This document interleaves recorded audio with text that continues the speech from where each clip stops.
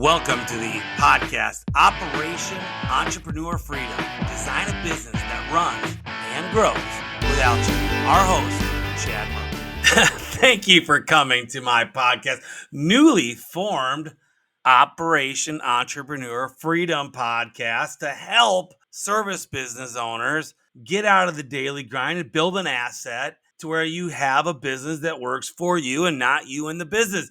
So I've rebranded, from outside the business box to this. Why? Because my mission is to get people to build a business that doesn't rely on you. Now, that doesn't mean you can be like me if you don't want to retire. If you want to still work in your business, that's fine. I'm fairly retired from my service business, but that's okay. You don't have to do that. But what would you do if something life event happened to you? Would your business survive a week, a day, a month, a year without you? And that's what you really want to do. And this podcast is about, I want you to help you build that business that if a life event happens, it'll survive. And secondly, don't build a business that ain't worth anything at the end of your life that you work so hard for, because you're still the business. Think about that. If you're still the business, well, what's going to happen to your business when you go away? And you want your baby, which is your business your whole life, you want to get paid for it, you want to pass it on, and guess what? You're going to find out your business isn't worth much. It's barely worth your EBITDA versus, what EBITDA is, your gross and some stuff that you pay out, your pay. And it's not even going to pay you a year of your life in retirement. So I want you to build a business that you could retire off when you sell, or maybe you build the business and you never sell it. And in your retirement, it's running itself and still you don't even lose income. It's running on its own. So anyway, today, special guest. Curt Tueffert. Let me tell you, this guy is a big deal. He's $100 million revenue sales team guy that's coached companies, and that's not his collective revenue. He actually built a team to $100 million. And I gotta say, this guy is right there, collected, and wait till you hear what he's gonna have. Hey everybody, this is Chad, the hostess with the mostest here. This is Curt Tueffert. I found him on Pod Match. It's a little app that you've heard me talk about, and he was so impressive. I asked him to be on my podcast because one of my passions, as you know, is sales. And this guy's beyond guru. This guy is taking companies to over 100 million. He's at Texas, in Texas, and love that. And so, Curt, how are you today? Chad, I'm fine. Thank you very much. And I look forward to talking to you and to have your listeners kind of lean into some of the nuggets that you and I are going to discover. Yeah, it's going to be fun because my favorite topic is sales. And so our audience here, just to let you know, because, as the audience may or may not know, and you've heard me say this before, I don't do a really big research a prep when I have a guest on. So I've done a lot of prep on you. And I know enough about you to talk about a podcast that's going to help my listeners, which are generally the service companies between probably the $1 million and $15 million range. And so that's where, and my goal of my coaching is to really get them to start building a business that doesn't rely on them, that is an asset, that you can build the asset to a certain point, or what you want to call retire from it while it still builds itself to be active. Finally, when you're going to retire, you got a big chunk of change coming. And so most business owners, they don't realize they're bought a job. You hear it all the time in the coaching world and the consulting world, but they bought a job, they go to retire, they think their baby's this, grown up adult that's just gonna, give them this big bank account at the time. Come to find out, they got an ugly stepchild kid that they've been raising that's on drugs and doesn't pay them anything. So, they have all this emotional investment into their business, yet they never built sales processes. They never relied on, management. They never trusted anybody to get it to where it was really running itself. Now, when I hear it and I say that to people, running itself doesn't mean you have to go off to a beach every day. I mean, you can still be part of the business, but do the stuff that matters more. And so let's get into sales. So tell us a little, give us, the little bit about you, and so the viewership knows where you come from, and tell us your elevator pitch. Sure. Thanks, Chad. So, Curt Tueffert, I've been a serial entrepreneur, started a couple of different businesses, and kind of landed in a role of being in sales for most of my adult life, and then moving into sales management, moving to Texas, and then moving into Texas, had my own company, doing a lot of sales training and professional speaking. From there, moved into some opportunities to teach at the University of Houston, both on the undergraduate and graduate levels, and found myself working for an industrial distributor and having a wonderful time with two different roles. My first half of the career was managing the Houston sales force, where we had that up to 100 million. And then the second half is being the person in charge of all the sales training for the entire company. So sales is in my blood, as Chad, sales is in your blood. I could just hear it in your voice. And let's talk about what we can do to keep these service businesses in the service business, because at the end of the day, it's all about those repeat customers and clients.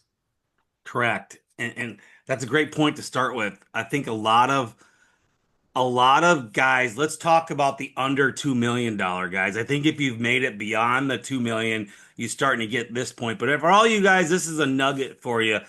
Are you upselling the current clients you have, and are you offering another service to them later? Like for instance, let's go into outside of my business. Let's say you're a window washer.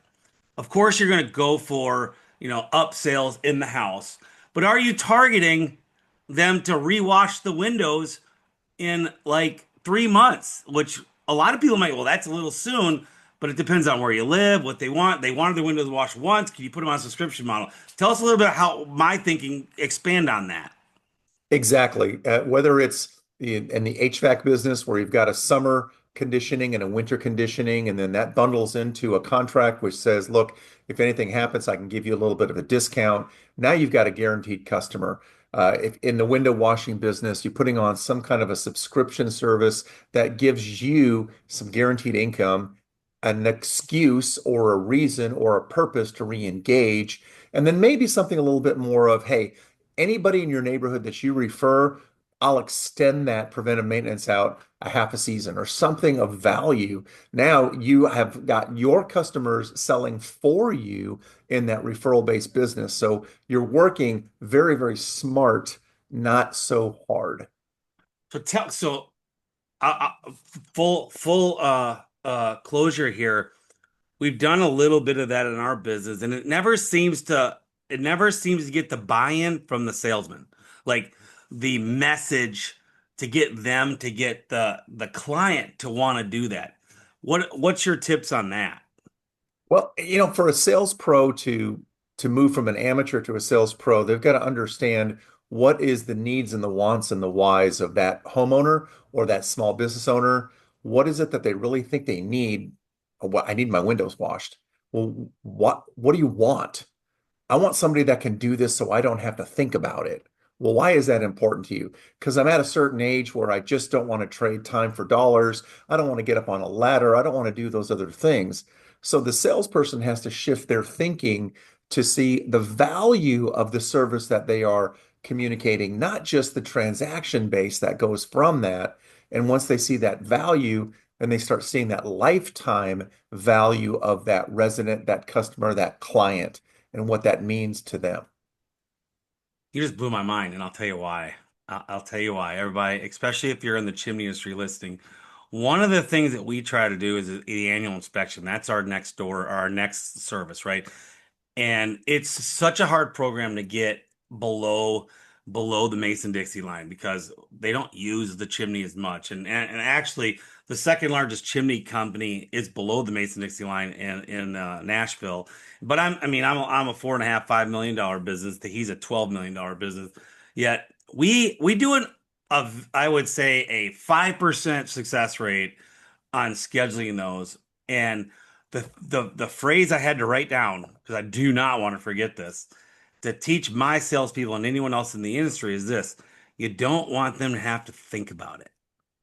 What are you doing to make that happen? And it's hard to do a subscription model in our business. However, and it's been done, and I've seen it fail, and I've seen some people have moderately made it happen.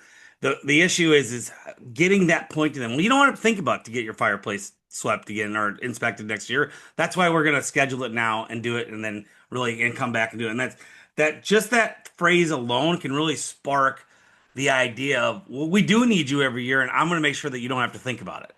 It's such Well, a mind thing in their mind, right? Chad, absolutely. How tragic is it when the customer has to chase us down to schedule these things? When we should just simply try the subscription service. We can put it on a calendar, stick it in some automated process, CRM, or post-it notes on a calendar. But the point being is that you, the service provider, is reaching out proactively and you're having a reason to connect with that person. They didn't have to think about it. You know what? It's just time for the schedule. Is Thursday at 3 or Friday at 4 a better time for me to stop by?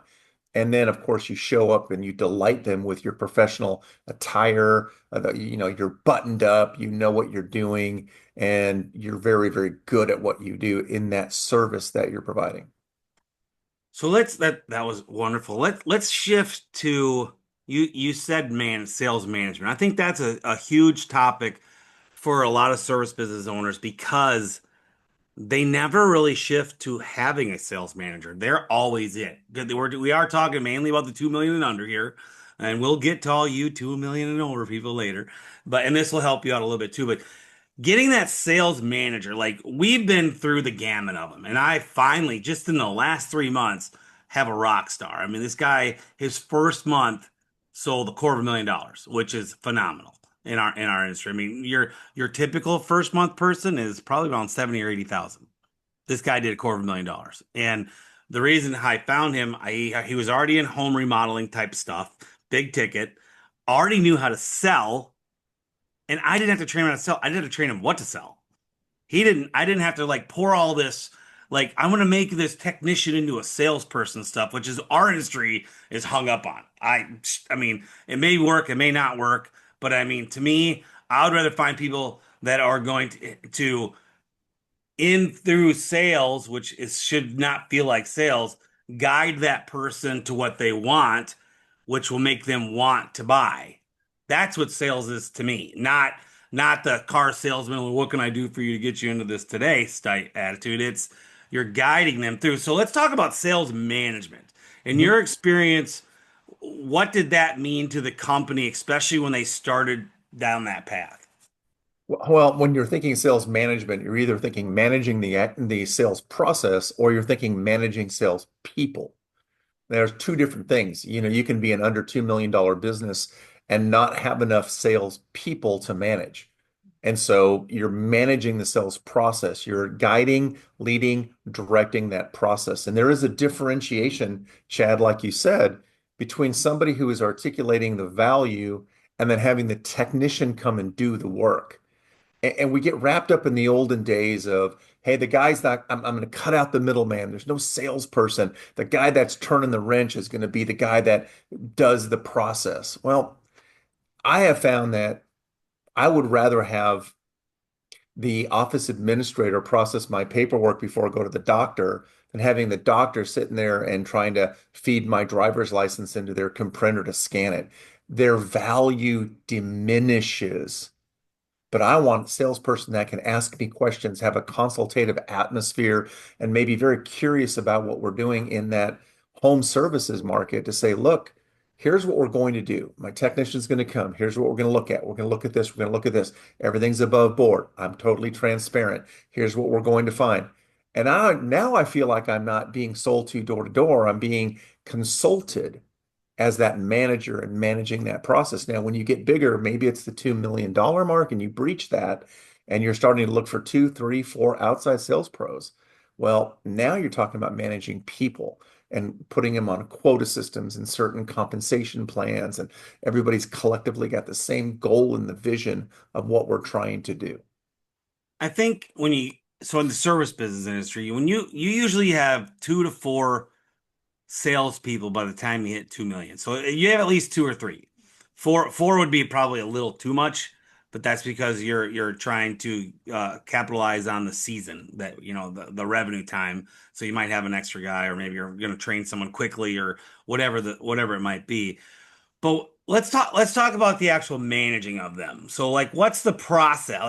Like I feel like managing people even, and we will have six sales guy by July, salespeople people by July 1st this year. Right now we have four, and four generate around 4.5 to 5 million for me, and they're getting better to where sales are getting better, less people, but we need, because of the lead sources are getting better, that we could have up to six, and in the wintertime, fall, definitely for sure.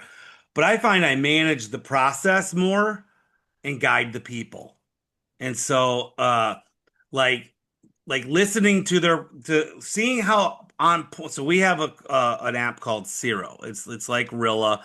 It's where you listen to them out in the field, make the call, you hear the client. It has an AI thing to it to where you can get the short notes of it, and you can even ask the AI, which is I love. Ask the AI some questions, and it'll evaluate that question to what the call was like.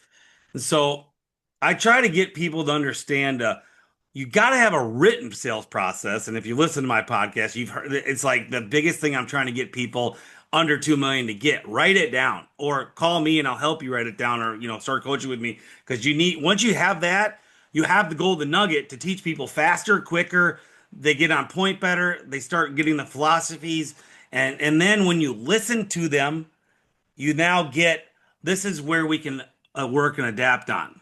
And so tell me how you look at something like that, or how you manage a sales process. And it doesn't have to be exactly like that. You don't have to feed off what I just said, but tell me your experience.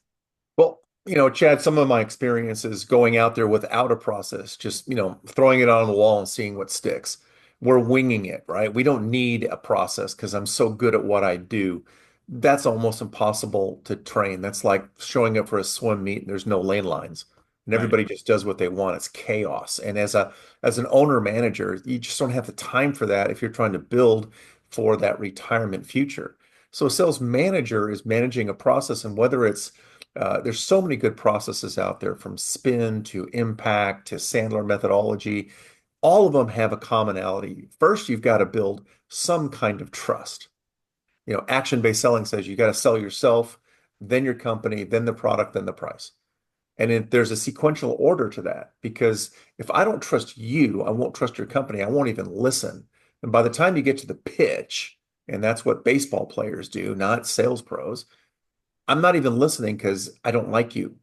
But Right. if I walk through that process and I have a sales manager coach me through it, whether you're using AI or just the observation, this is what can I do to make myself likable so I can build that trust so that I can then consult and I can say, based on that, here's what our company does. Now you have to buy the company. Now that you've understood me and you kind of like the company, this is my professional recommendation.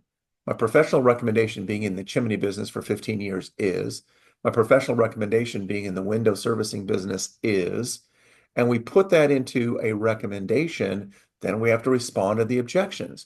My analogy is, if I'm a third baseman for the Baltimore Orioles or the Houston Astros, I have come up from little league to college ball to the minors, fielding ground balls as a third baseman. Sales pros, we're going to get objections. It's like a ground ball. We just can't be afraid of them. We just have to trap them in our mitt and then determine what we're going to do with that before we get to the final, which is asking for the order. Based on everything I've said, based on the scheduling for your chimney sweep, is Tuesday a better day? Would you like this to be on credit card? How would you like this? Is this a better time? And as you walk through the process, it's a repeatable, predictable process that builds trust on the front end and value on the back end. Yeah, we have this kind of a personal story about our business. So we've got a gentleman that I did not hire him, one of my general manager did a couple years ago, but we spent a week in training with me there, training our process. Like 3 months after he was in, we had four new guys. We trained them all in 1 week. They'd already been on the field and already been trained, but not to my standards. So I got to know everybody a little bit. Fast forward 2.5 years later, his numbers are okay. He did $1 million last year, which is good. That's my bottom tier now. It used to be the top tier. I wanted $1 million guy. Now that there are other guys out there that are doing 2, 3 million, I'm like, no, million's the bottom thing now. Now I want 1.5 to $2 million guys. But he's $1 million guy.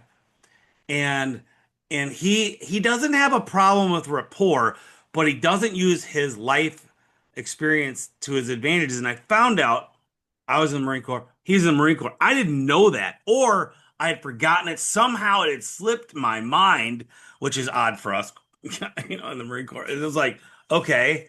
And I found out about that in March. And I said, listen, you have got to, I don't care who's there in front of you, but if you, especially if you see a flag like behind me right there, or you see anything that has to do with any kind of, well, Marine Corps for sure, but if you see any kind of service people or anything like their son or anyone, you've got to talk about yours, and you should talk about it anyway. No matter what, they should know about that. He had his best month. That was in March. Had his best month in April, and April's our worst month, our second worst month of the year, and he had his best month in April. So, and it comes down, and in our sales meetings, he started talking about it's working. I'm actually, I'm building in that rapport, and because I always tell people, we have it plugged into when to talk and what to say, and then we have to leave. We have a page that's just open, like talk about yourself.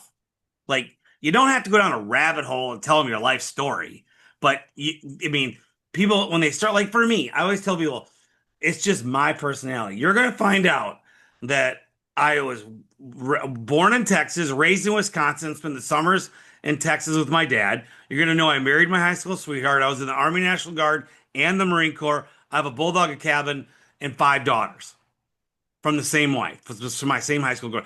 You're just going to know that about me when I leave. Now, that doesn't all mean I just do a presentation on it during the thing. It's just that's just me being me, and that's just part of like my presentation. But let's get back to the one thing that I think a lot of people go back to 2 million under. Osmosis is not a training process. Right. Agreed. And I think a lot of people think that they can just go give a new hire to somebody else and maybe even themselves on a truck, and they barely train them and then give them the keys to a truck and say, go do this. That's the kiss of death, where you're gonna stay. You're not gonna be it's not gonna grow your business unless you have a written down formal process, a presentation, and everything to back up of everything you're saying. Do you agree? I agree. The osmosis plan doesn't necessarily work. Plus, your asset of a truck and the liability and the insurance and all of that, you're already in the hole. You've got to figure out a way to get out of that hole, and that's through proper professional selling. And yes, there is a time and a place for telling your story. And the better you get at that, the more you can weave your story into their story.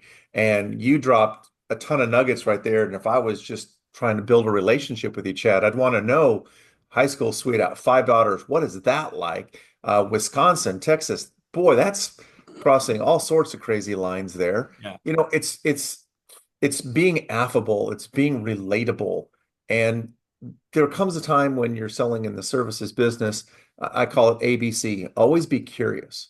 You're curious about the other person. Tell me more about that. That's interesting. You're collecting their stories. Because if we collect a story today and I collect 7 more by this time next week, I've got 7 more stories I can add to any of the conversations I'm going to have. And boy, today, customers, clients, prospects, they are so defensive. They are so defensive. And so we've got to figure out a way to get those barriers down, drop the weapons, Yeah. lower the drawbridge. I'm not here to steal from you. If I believe that my service is absolutely going to save you that time. You're not going to have to think about it.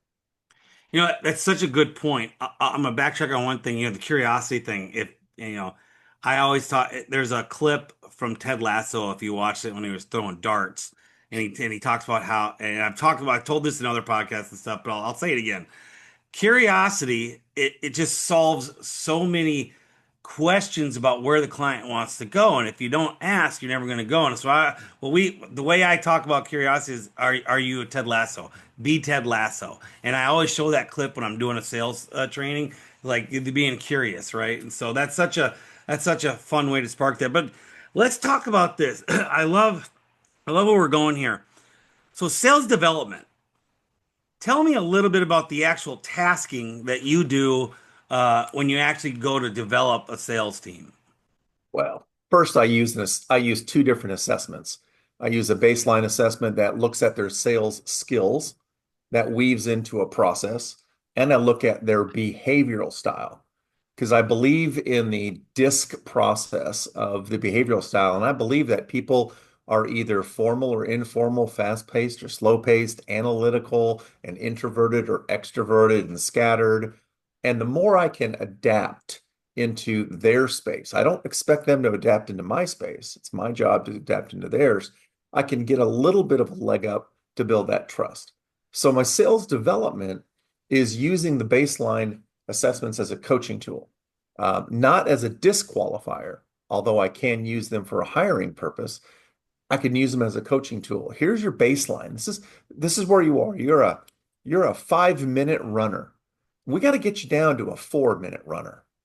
Now, how are we going to do that? Well, let's look at your diet. Let's look at your habits. Let's look at your clothing. Let's look at your gear. And I'll work on all those things. In sales development, some people are hunters and some people are farmers and some people are ranchers. And I can't go to a company and they go, well, make my farmers into hunters. No, I can't do that. I mean, Right. and I don't want to make a hunter into a farmer because it's too disruptive. So we go through the process of looking at a, I would say an objective assessment to look at a baseline, a coach on that. And if the customer can't or the client can't afford the assessment work, then we'll look at just what does your best salesperson do? Let's benchmark them. Do they do this better than that? Do they do these three things? And we benchmark against that and we try to move people into that. It just kind of the same idea as I want to run a 4 minute mile. Okay, let's time where you're at right now and let's start working toward that development. Now, as an owner operator, if I've got somebody who three things, either they don't know how to do it, they cannot do it, or they won't do it. And I can teach and train against I don't know how to do that. And I can teach and train against I can't do that. Let's physically remove the barriers. But mentally, if I don't want to do that one, now I've got a really big challenge on my hand. And maybe we promote them to the competition because we don't need Yeah, them on our team. So I've heard that one before. I'm gonna write that down. Promote to the competition. Love it. Love it. You know, we. Oh, I'll tell you a funny thing. So I brought in a really high level sales trainer and training on someone in our department. And he asked me before when I was interviewing him, I'm going to hire him to come in, and he said, "Do you have any rocks? Because if you have any rocks, this is going to be a completely rock personalities. Like, are they dead people? Like, if you have a rock, I don't want to train them because la la la." And I just kind of laughed. I said, "Well, actually, one of the guys is super good with his hands, and he's a rock." But I'm putting him through this because it was for a technical position and a sales position, and then he was teaching them how to do the technical work but also sell it. And so he was awesome with his hands, and he was one of the best guys that could tinker with stuff that I ever have. Still have. And we had to teach this guy how to sell repairs. Not so much the sales side. It's like kind of a plumber position. Show up, diagnose, broken, fix it, done, buy the part, come back, fix it. Not a visionary thing like this is your fireplace. Do you ever think about looking at ever think of the possibilities and take them down that road? And so, but I'll never forget it. Like, he was just being so blunt. He goes, "Do you have any rocks? Because I don't want to train a rock." And and I actually went and so I'm disc certified too. I went and dissed my guy, total C, total C on the off the charts, right? And if you don't know what a C is, everybody, C is a very kind of like Sheldon or Spock, very very in tune with their thing they're focused in on. They're not real personable. They're not gonna ever tell. It's very hard to tell a family story or a joke. That's just them. That's their personalities. And so that's what the C is. And so I do train. I do train on disc. And I've actually lost that skill a little bit in my coaching. I really need to start honing in on it a little bit more. But anyway, so with the sales development, what is one of the I love how you walked in there and you didn't just show a program. That was really cool. Because that's kind of how I coach. Like I don't have a step. We're gonna start here and we're gonna end here, and because that's not consulting. That's not really. I want to know what your end game is and how do we get you there. And that could be four different ways depending on your team, your budget, and just a million other things, right? And so when you're when when you are developing a sales team, what are some of the things that you're looking for and not looking for? Well, I think it's pretty traditional. I'm looking for somebody that's got a competitive spirit. Now, if I have the advantage of going from a disc profile, then I can look for that person who is highly dominant or highly expressive and determine, okay, that could be a problem with some of the competition because, the end justifies the means, and that's not necessarily good for a team. So I'm looking for competition. I'm looking for resiliency, the ability to bounce back. And I really do ask questions about what did you do when you lost that sale? Because some people will just get into a funk and they'll sit in their truck and they just can't go any further. And so, how do we get that resiliency going there? So, competition and resiliency are two wonderful things. If it's a technical sale, then there's got to be some level of detail. Like you said, that high C person, that Sheldon Cooper, way too much, depending upon how we can kind of soften that. And I'm looking for their I guess I would call it self-motivation. I'm going to do what I said I'm going to do because I said I'm going to do it. And again, everybody tells me about, they don't even show up for the first interview and they don't even make it through the first week. I'm like, I don't know if that's a societal thing or a cultural thing. And maybe it's true. Maybe post-pandemic, people have lost their work ethic. That just means we got to kiss more frogs before we find the prince or princess. And tragically, my clients are telling me that a lot is they sounded good on the phone, they looked good on the Zoom call, they never showed up for the first appointment. I'm like, oh, that's what's happening in the service industry. So whatever the industry you're in, all you got to do is show up 15 minutes early, and I think you're going to win the day today. I mean, I'm only projecting here, Chad, because I'm trying to get an air conditioner guy to just return my call. And I'm like, I have money in my hands. I'm standing on the street corner with $100 bills, willing to give it to somebody. It's Well, I like, got a guy in really? Houston for you actually, if you need one. So I I bet you do, and do. so we can talk later. But um, you know,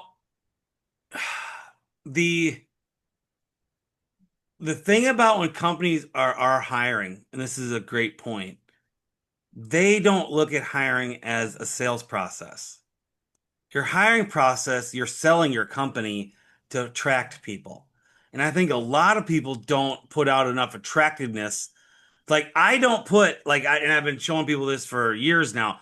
I don't advertise. I have a private Indeed account in Chad Murray's name that doesn't say my company name because I don't want people to look at Master Services Chimney and Wall or Chimney and Masonry and think, oh, I don't want to be a chimney sweep, because that's not what we do. I mean, we don't sweep 5% of our chimneys from a inspector sales guy's perspective, and so I don't do that. And as a matter of fact, it's just I put it out there about what I'm looking for, what their expectations are of the job, what I expect of the job, and where they can really go. And like finally, after 29 years, I got a guy come here and did a quarter million dollars in a month. Never thought it could be done. I always thought it could be done because I've done it, but and I did it back when we didn't have half the sales stuff that we have now. Yet, I mean, I used to do like 80 to $90,000 a week in sales. That's how we started my company. And as I went through and as I was hiring guys, these guys would be doing 15,000. I'm like, constantly firing people and trying to figure it all out. And then I have a guy 28 years later show up and literally has like 2.5 weeks of training and sells $250,000 his first month. I mean, that's insane.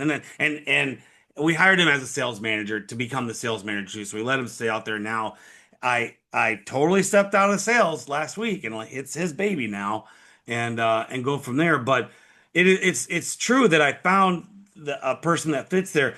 So let me lead you into this. If you were to build your own sales team, knowing what you know about disc, and I know this is going to change, but if you had the ideal profile, what would it be? Well, I love this question, Chad, and it's because if you're plotting out a disc assessment, I call it a crooked Z. So it looks like they have some D in their profile, higher I, they've got S and a little higher C. And the reason it's a crooked profile is they can handle problems. They're not jerks about it. They're outgoing with their voice. They have a pretty fast pace and a high attention to detail. And it could be the mythical character. It could be the unicorn that we're all looking for.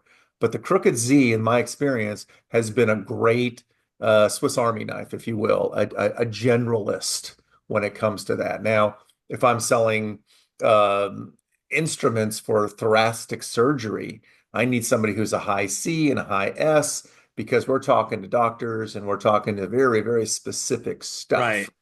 And if I'm talking about appointment setting on the phone, high I, maybe a little bit of a high D because it's rapid turnaround and things of that nature. But that's kind of the crooked Z is what we're looking for. Well, explain. I know what that means. Explain what crooked Z means to our audience. So if you're looking at a disc profile, you've got three letters, four letters. So you got D, I, S, and C. And then you've got a midpoint line. So let's just assume it's 50. You got 100 at the top and one at the bottom. Yeah. So when you're plotting this score on this graph, if you will, that D score is somewhere right above the 50% line. So they can attack problems they're not afraid of. Their I score, which is an influence or an extrovert or that kind of the way they respond to people, it's going to be a little bit higher. Let's move that up to like maybe 70. And then the S score is the steady or the intentionality or just the way that they're more customer centric, and that kind of goes down to about maybe about a 39 to a 40. So there's part of that Z. And the last part is that C or that analytical, that massive attention to detail. So that kind of comes up maybe to the 55. So there is detail, so they're organized. They do have empathy toward people with that S. They have a lot of extrovertness in their high I, and they're understanding people. So the disc kind of boils down into four P's: problems, people, pace, and procedure. So you want somebody who can attack problems. They love people. They got a fast pace, and they kind of like procedures. So they're not going to break things. That's a unicorn. I've That's done a unicorn. thousands of discs, and I don't think I've ever seen that. And that's just the service industry. And so painters, landscapers, I'm trying to think of all of it. Everyone I've landscapers, painters, chimney sweeps, pharmacists. I actually did coached. Yeah, I mean, it's so funny how I'll talk to somebody that's a home run in my mind. They're just such a home run, right? And I call, and then you go disc them, and the disc is usually either high I or high D, but then they just lack the S and the C. Like it's just doesn't matter if it's I or C or D. Either way, they got could care less about everybody else, or they have no intention of ever learning the hard stuff, right? And it's like, ugh. And you find these people, yet you want to hire them because they just sound so good. And I call them shooting stars. They come out of the gate and they're your best you ever had for 2 months, and then they quit, Right. or you fire them. I mean, either way, because something this crazy's happened. And so I always tell people is you got to watch out for the lack of S and the lack of C because they're running off of motion and they're not running off of anything that's actionable. And Right. so, and that's where that S, the S is I care, so I'm going to put some thought and training into this. And the C is I did the work to know the work, you know. And so it's always, and I've had them. The second best salesman I ever had was a high D and very high I and had no S and no C or no, yeah, C in him. And that guy, I had him for about a year. And it was boy, was it a roller coaster of awesome sales, but awesome drama. Yeah, you'll find they'll produce and break things, and then we have to come behind them and sweep things up. And again, that doesn't mean we throw them all out. Like there may be there may be a niche for that person to kick a new product off or to kick a new territory off. But over time, that phone is going to ring and it's going to be, Chad, don't you ever send that guy back out here again. And it's like, wow, what did he do wrong? Yeah. And you just caught him on one of those downward spiral days. Yeah. It's terrible. So with okay, so obviously you're on the corporate like track of $100 million companies, which is typically not our audience, but still that doesn't matter. So when you're when you are actually working with a sales team, and what do you find in your, because I know if we cross industries here, this is going to be helpful. What do you find that they struggle with, even your top performers? I think they struggle with staying power. They struggle with keeping the main thing, if you will. And I think that's where the combination of sales management, maybe compensation, maybe some kind of momentum comes into play. We who are in sales, sometimes it's a lonely profession and we tend to drift. And then we start, that sharp edge of our sword is no longer sharp anymore. So they hire someone like you, Chad, to come in there and sharpen up that edge, remind them of why they're in that business, and try to keep the highs and lows kind of within a sine wave, if you will. Right. And therein lies the challenge, is because today's customer is so either educated or miseducated based on where they're feeding their information from. Well, I went to ChatGPT and they said I could do this myself. Well, I went to this YouTube video and I can do it yourselfer. And you're just kind of going, no, no, no. And so these customers are armed with information, false or not. Plus, there's so much available out there. We got to get our sales guys to just, hey, the main thing is keep the main thing, the main thing. I go back to Kobe Bryant's video when a reporter went to him and said, hey, I want to interview you because you're the best basketball player ever. And Kobe says, great, 4 o'clock. Meet me tomorrow at 4 o'clock at the gym. So the reporter's like, 4 o'clock in the afternoon? That's really odd. Kobe meant 4 o'clock in the morning. Kobe was going to do all of his practice. And so when the reporter finally got there and watched him for the first hour, didn't even speak to him, he was amazed that all Kobe was doing was the fundamentals. So when he finally did interview him, he said, Kobe, I watched you for an hour at 4 o'clock in the morning. All you did is fundamentals. Why is that? To be the greatest basketball player ever, you have to be a master at the fundamentals. So, to the sales pros who are listening to this call, the art of asking great questions, the ability to be resilient, the ability to capture an objection and treasure it and respond back. And these are the basics that we're trying to do here. And that's where you become powerful. Oh, it's so good. I think you're so right. The salesmen are they need to understand that they own their own little business inside your business. And the shiny object syndrome is so big with a lot of business owners and sales guys, right? What's the next better job? When it's in reality, you have it. You just haven't made it better at where you're at. And so it's always funny when I see guys hopping jobs. It's like I don't like it's hard not to hire them at times and try to prove that this is the last stop for you, or at least for a long time, that you have a career here and not a job. Just trying to get that to be reality, because I can sell it to them to get them to start, but that doesn't mean I can keep proving it to them, because they lose their own shiny object syndrome, or they have that and they're always going to the next uh thing that they think they can do. And what have you done to kind of help with that? I think to help with the shiny object syndrome, there is kind of a vision casting where it's like this is the direction we're all going, and I try to create a team environment. And for the under $2 million players here, if it's only two sales pros, two and a half sales pros, you guys can still break bread together. Y'all can still do something together that anchors it in there. You can teach them the other side of the business. You can do other things that create the sticky factor, because the sticky factor can help offset the shiny new object factor. But if you're a frenetic entrepreneur and you're coming up with these new ideas and we're going to go in this direction, we're going to go in this direction, we're going to go in this territory, we're going to do this, you're just adding to what they already are at. Now, Chad, you talked about the high D or the high I, those little high I's. Boy, that shiny new object is crazy. Same with the high D's. Yeah. You don't see that so much in the S's and the C's. They're not attracted to that. I mean, I know some S's and C's who will drive a car to 350,000 miles because it's practical. Right.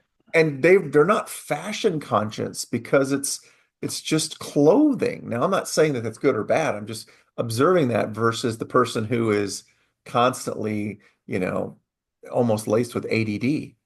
Well, it's a satisfaction level, right? You want to teach people, like you were talking about the highs and lows and how we ebb and flow with people, to get them to understand you can't live at a high and you certainly don't want to live at a low, but you gotta take the punches and then you gotta give them back, but you're never getting knocked out, and you do win, but you do lose. I mean, it is, it's that deal. You got to look at your. I mean, if you're going to do it in boxing, you got to look at your career, not the fight. You Sure. know, and so and trying to get some of these guys to understand um, that if you go and get a guy and you want to keep him in the industry and keep him with you, you have to make sure that you're giving him a higher expectation that they got to live up to, maybe even numbers that they can't get, but you just have to give them.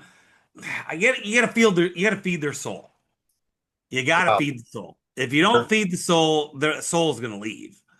And so they're going to leave. You're the body, they're the soul. They're going to leave. They're going to die and go somewhere else. And they think it's to heaven, and they don't know until they left that they actually just went to hell. I mean, because I've had so many people that have quit me, and when you quit me, typically I don't rehire you. I don't have that philosophy in my business because usually, very seldom, it's crazy. No matter how good and how much I pay people, they quit on a here's the keys on that morning notice. And I can't stand that about the service business. I don't get the 2 weeks or the week and the option to correct it. So I just kind of have a policy where it's very rare that I will accept someone back. But I get the calls all the time Sure. from former people. They want to come back because they went and tried the competition and found out that grass is gross and burnt and not good and green and tastes good like they had it. And so, anyway, I don't want to rabbit hole that. I'm just, I wanted to get your perspective on how you handle that. You know, Gosh, I don't want to say it's the standard sales answer of it depends. It, in my experience, if you're in a territory that doesn't have any good sales pros and one person leaves and they want to come back, you may be desperate. You may be saying, I put 4 years into you. I put 18 months into you. I may take you back because of that.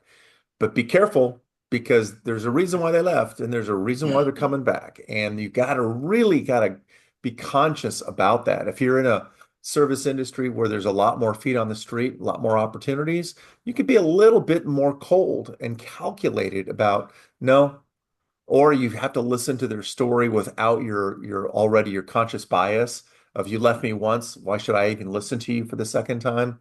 Yeah. Maybe there's a story there. Maybe there's something behind that one, and it's heartfelt. Um, but again, I think it's not a one size fits all. I respect your philosophy, and there probably would be one or two people who won your heart back, Chad, for the right reasons. But there's also 200 who didn't win your heart back because of what you did and the way you were full of disclosure and you were transparent to them. And how dare you just walk in on the day that I got a board full of business and you Yeah. drop off your keys? You just screwed my customers, is what you did. Yeah. And boy, that leaves a bad taste in my mouth. Well, even worse, you screwed the rest of the team over having to cover for you. I mean, the customers can get over it. Typically, they don't care as much. But now I have to scramble. Now you're creating unnecessary work for the team, which is what you'd call a minor crisis. Because now all of a sudden we've got the next 2 weeks of work we've got to finagle around and la la Right. la. But and there's an exception to every rule. I mean, I have a policy where I don't like to hire them, but I mean there are a few stars out there that if they wanted to come back, that I would let them.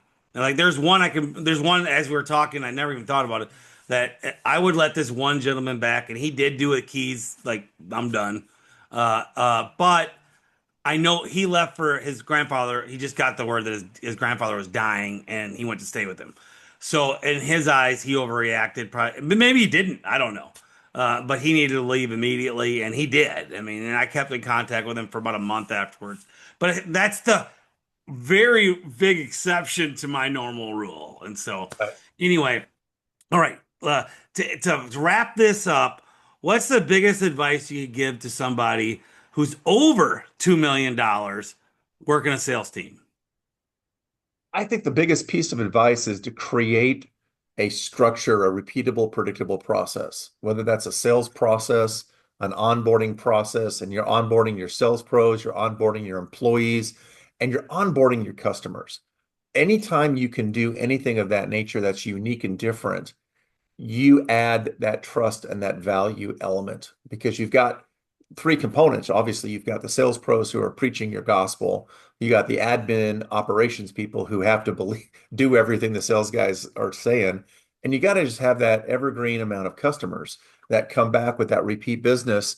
With a proper onboarding, you may be able to secure a testimonial or a referral or some kind of a motivation where they want to tell other people if it's services within a HOA community where you could put a sign out or everybody knows John. John lives on the cul-de-sac, and if John used your service, oh shoot, man, I need to get that because we all respect John. Yeah. And that just, again, you're working smart, not hard. We're working hard enough already. And now let's see if we can't work smarter. It's always hard to end because I got another idea that you just brought out. And so I'm going to say one more thing. I think a lot of people, even sales guys, don't realize you're a lead generator. And that's just a part of a lot of service businesses that they don't get. They teach them the process, right? And part of the process should be, clover leafing the neighbors, and do it. And we've even started a program that I learned from another sales guy that, when you make a sale, go to the neighbors then and don't pitch them. Don't introduce your products. What you do is you go knock on the door and say, "Hey, I'm Chad with Master Services. We're going to be doing a bunch of chimney work next door. I wanted to give you my card because we're going to be in between your houses a lot. If anything were to happen or anything to do, would you please call me and let me know how that goes or if there's any issues? I'm your point." That is gold, Chad. That is absolute gold. And I don't know, we just started it, so I haven't really found out how well it's been. We're in our worst month. May is if I could sleep through May, I would, except for Mother's Day. I mean, it's June is when it starts really popping again. And so, but I got that out of a paint. I got a painting coach. We were going to try to start painting a little bit more. Then we got crazy busy with chimneys, so we kind of dropped the program. But I got that out of them. I was like, man, that's really good. And so, Painting, roofing, landscaping, lawnmower. There, even if it's just washing windows, there's going to be a 2 foot ladder someplace or, yeah. or a 20 foot ladder. So knock on the neighbor's door and go, look, we don't want to disrupt you. So we just want to be a courtesy call to do this. And somebody might go, well, what is it that you do, Chad? Well, we do this, such and such and such. Oh, okay. Hey, I'm not trying to sell you. I just don't want to disrupt your day. If you're ever curious, here's my card. It's so non-threatening. I may want to run out of my house going, whoa, whoa, come back here, come back here. Absolutely. I thought, when I thought about like you had that big aha moment and you heard me say it. I mean, I just like, why would you not do this?